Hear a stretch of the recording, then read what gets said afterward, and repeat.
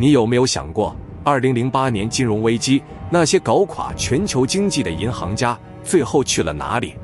你的直觉可能是对的，没有牢狱，只有奖金。但有一个地方，你绝对想不到，他有这个胆量，做了完全不同的事。全球银行系统在那一年崩溃，雷曼兄弟破产，多米诺骨牌效应席卷全球，各国政府的回应几乎一致，用纳税人的钱救助银行。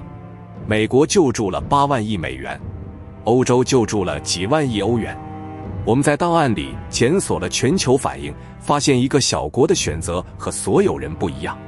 这个国家叫冰岛，人口33万，比美国一座中型城市还小。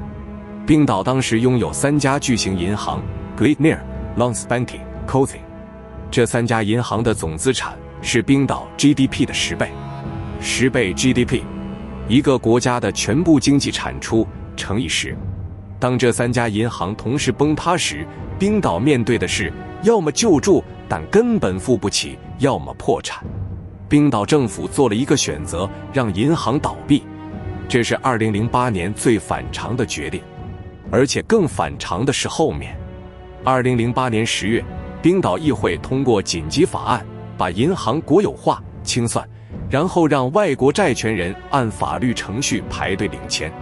冰岛政府不替银行的国际债务买单，英国和荷兰的储户损失了大约50亿欧元，两国政府要求冰岛偿还。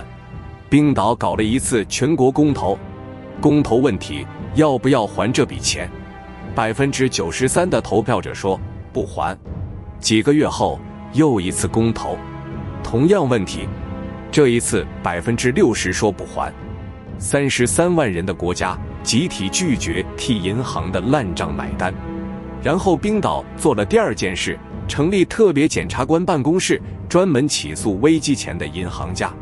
结果是26名银行高管被判刑，包括 Cozy 银行的 CEO 被判5.5年。